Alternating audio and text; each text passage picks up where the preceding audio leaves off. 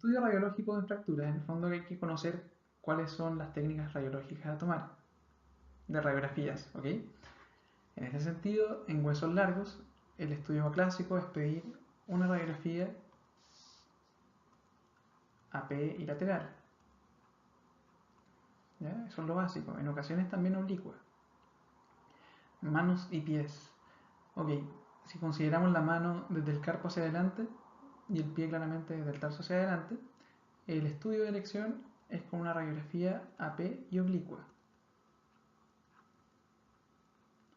Sin embargo, los dedos, ¿ya? Recuerden aquí asterisco, dedos corresponden a un hueso largo, ¿ya? Por lo tanto, AP y lateral.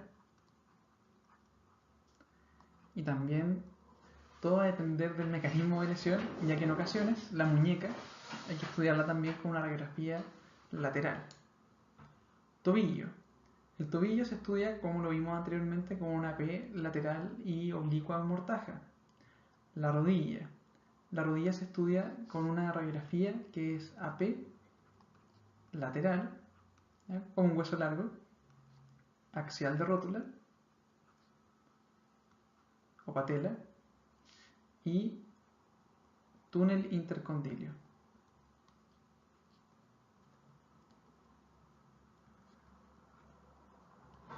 Caderas y pelvis, en el fondo, caderas inicialmente, el estudio es con una radiografía de pelvis anteroposterior. ¿Ya? Caderas, entonces, pelvis AP, más la AP de cadera comprometida y axial de cadera comprometida. La pelvis, por otro lado, también se estudia con una pelvis AP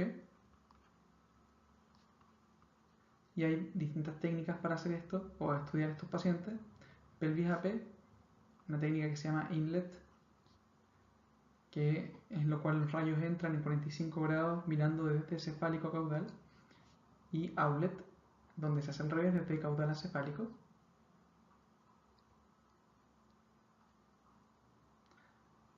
Maldición, me equivoqué en escribir ahí. Outlet.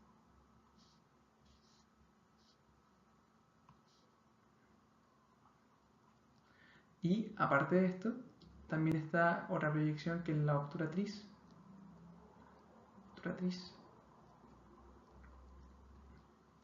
Dentro de otras. En el hombro, lo más importante es muy similar a la cadera, compararlos. Por lo tanto, acá, comparación tórax AP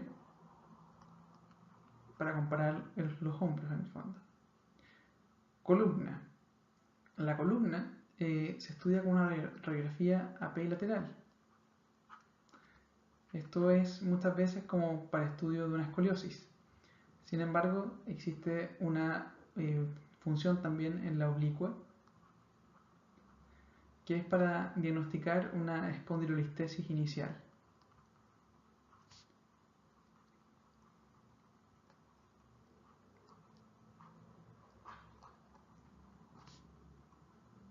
Claramente esto no lo van a preguntar, pero es importante porque lo revisemos.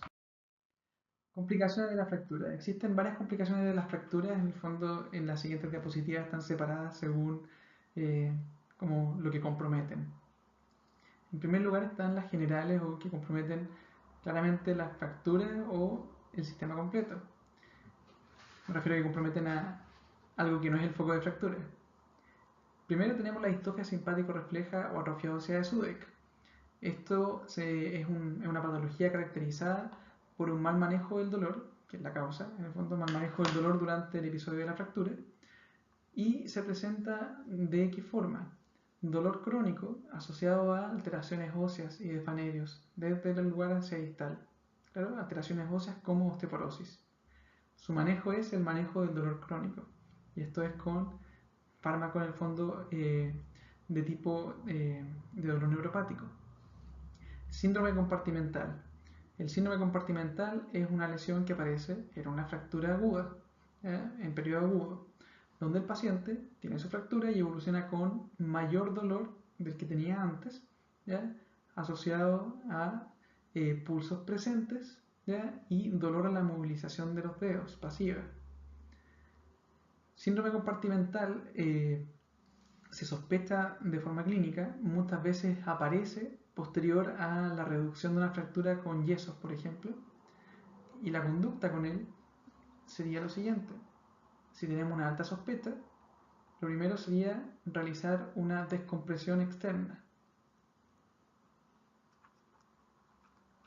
O sea, si tiene un yeso, sacarlo. Y en segundo lugar, si es que con eso no resulta, no hay resultados en terapia, me refiero a que el paciente sigue con el dolor, lo segundo sería realizar una fasciotomía.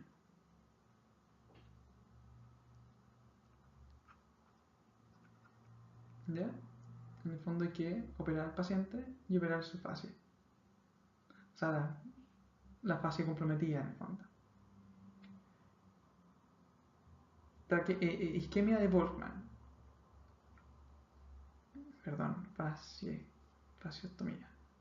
Isquemia de Volkmann. La isquemia de Volkmann, en el fondo, se presenta como un síndrome compartimental crónico. Aparece en niños muchas veces, ya que es un síndrome compartimental secundario a una fractura supracondilia de húmero. Entonces sería síndrome compartimental crónico secundario a fractura supracondilia de húmero, ¿ya? En la cual el paciente no va a ser manejado a tiempo y evoluciona con esta forma de palma en el fondo, ¿ya? Muy hacia extensión, ¿ya? Flexión de muñeca con extensión de dedos. Es una momificación en el fondo, ¿ya? Por un síndrome compartimental crónico. Su tratamiento es quirúrgico para mejorar claramente la posición y kinesioterapia para mejorar la movilidad. Embolía grasa. La embolía grasa en el fondo es una complicación de una fractura de hueso largo. Lo más frecuente es que sea de fémur o tibia, ¿ya? Pero también puede ocurrir en húmero u otros huesos. La clínica de este tipo de fractura es la siguiente, o sea, de este tipo de complicaciones. Va a ser la presencia de disnea, ¿ya? O distrés respiratorio, compromiso de conciencia y petequias, sobre todo en el tórax. Recuerden, no es que la grasa se mueva en el fondo y provoque estas embolías, sino que se produce una inflamación sistémica. Tratamiento de esto es con soporte, reducción de la fractura. Complicaciones de la consolidación de las fracturas. Existen varios tipos de complicaciones acá. Podríamos mencionar en primer lugar la menos grave, que sería el retardo de la consolidación, que es aquel paciente que no ha tenido un reposo adecuado y que por lo tanto su callo óseo no se ha formado o la fractura se encuentra en una etapa de consolidación que no correspondería al tiempo en el fondo que ha pasado desde el inicio o desde el mecanismo de fractura que tuvo, desde el inicio de la fractura. Clásicamente son pacientes que no hacen un reposo adecuado o no están bien inmovilizados. Luego de esto vienen las complicaciones que requieren acciones. En primer lugar está la consolidación viciosa. Esto es cuando hay una reducción mal hecha, ¿ya? Se forma el callo óseo, pero lamentablemente el hueso no queda alineado.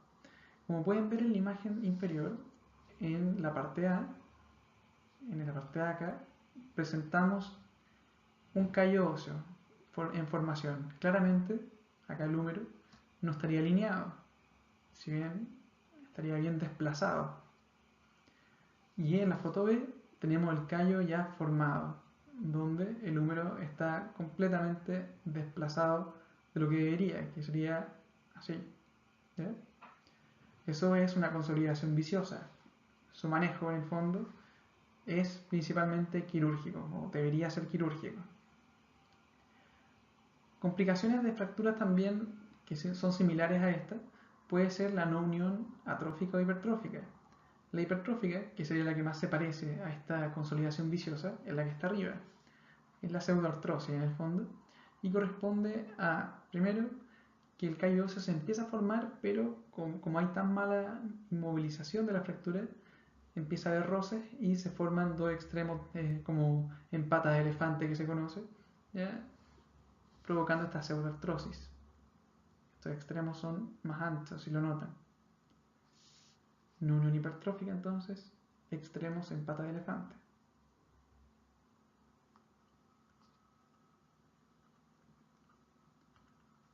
Y la no unión atrófica, es la que pueden observar en la imagen de la derecha. Acá tenemos una fractura de ulna en la cual no hay callo óseo, ¿ya? Y los extremos óseos se encuentran bastante separados. La no unión atrófica es por culpa de interposición de partes blandas.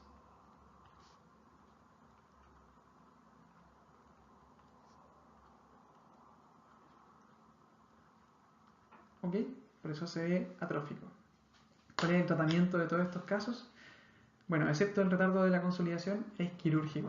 Ya no olviden eso, es una osteosíntesis. Otras complicaciones de las fracturas corresponden a las lesiones neurovasculares. En este grupo de causas, en el fondo, encontramos primero las con compromiso arterial, que pueden ser en el fondo secciones arteriales, obliteración de arterias o simplemente traumatismo arterial o endotelial en este caso.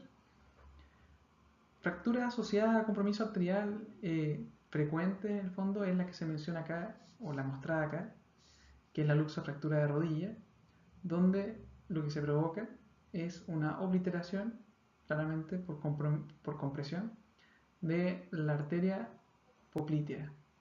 Por lo tanto, la fractura o luxofractura de rodilla estaría asociada a la presencia de una isquemia de extremidad inferior,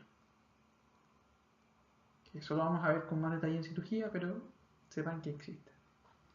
Compromiso neurológico. Existen distintas fracturas o luxaciones asociadas a distintos tipos de compromiso neurológico.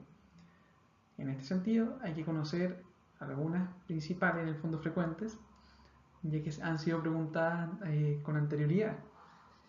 Por ejemplo, está acá la imagen superior, una imagen de un húmero proximal fracturado. En esta fractura puede haber lesión de unos nervios, ya que son las ramas circunflejas del nervio axilar. Por lo tanto, acá escribamos húmero proximal nervio axilar, lo cual provoca en el fondo hipoestesia y dificultad para la abducción. Medio, tercio medio, la lesión radica acá, cuando está acá la lesión, en el nervio radial. Por lo tanto, tendría problemas para la extensión de el codo y la muñeca y los dedos. Ahora, otro lugar que se asocia a lesiones claramente neurológicas como las mencionadas recién, correspondería a la cadera, pero ahí no es fractura de cadera, sino que es la luxación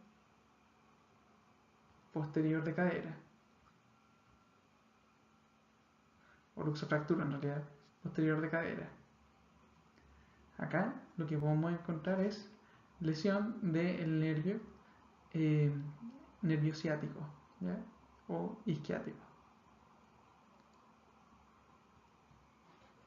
Otras complicaciones de las fracturas neurovasculares corresponden a las complicaciones venosas. Y en este caso se puede presentar trombosis venosa profunda y al mismo tiempo tromboembolismo pulmonar. Ambas patologías las vamos a ver con más detalle en la clase de cirugía.